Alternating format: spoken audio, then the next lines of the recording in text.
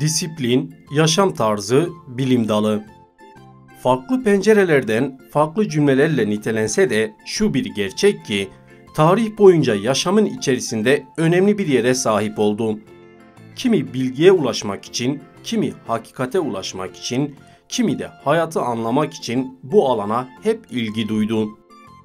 Farklı düşüncelere ve birbirine zıt tespitlere yer verilse de insanların dikkatini her zaman çekti. Özelliklerini sıraladığımız kavram felsefe. Tanım bölümüne geçmeden önce hep birlikte halkın felsefe nedir sorusuna verdiği cevaplara bakalım.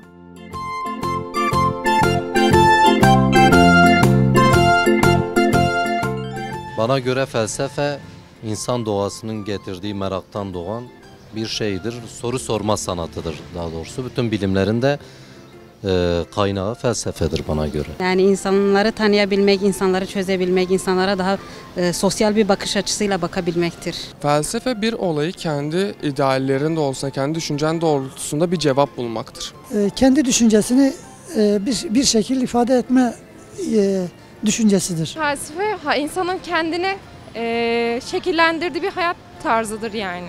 Felsefe bence bir ayrıntı sanatıdır. Vallahi felsefe yani lise sonunda da bir sene gördük, hiçbir şey anlamadım felsefe. Düşünmek üzerine düşünmek. Felsefe yani her şeydir, yani nefes almamız bile bir felsefedir. Bana göre yani hayat bir felsefedir zaten. Düşündüklerin, yaşadıkların. Felsefe hakkında bildiğim tek şey merak ve sorgulama. Başka hiçbir şey bilmiyorum. Hayattır, yaşam tarzıdır abi. Felsefe nedir mi?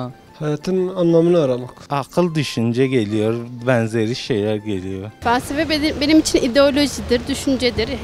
Düşünmenin bütün yollarıdır. Felsefe yani soru cevaplama anlamına gelmektir. Yani soru üzerine soru cevaplamaktır felsefe, yani benim bildiğim kadarıyla. Felsefe benim için bir yaşam biçimidir. Soru sormaktır. Bana göre felsefe bütün insanların bir şeyleri bilmek istemesi ama hiçbir zaman o bilmek istediklerine ulaşamaması.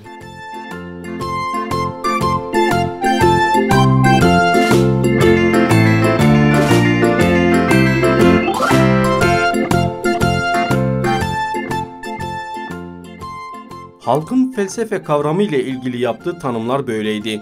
İnsanlar felsefeyi, soru sorma sanatı, bilgi doyumsuzluğu, yaşam biçimi, merak ve arayış gibi terimlerle açıkladı.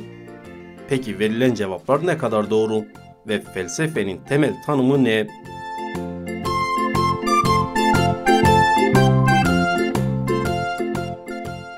Yunanca seviyorum, peşinden koşuyorum, arıyorum anlamına gelen philo ve bilgi, bilgelik anlamına gelen sopya sözcüklerinden türeyen felsefe, entelektüel faaliyet ve disiplindir.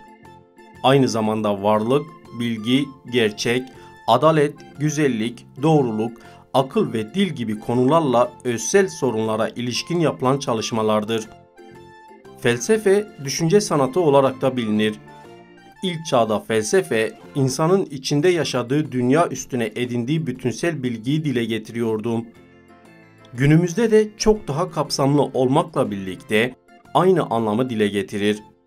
Felsefede her türden bilimsel araştırmacıya da filozof adı verilmiştir.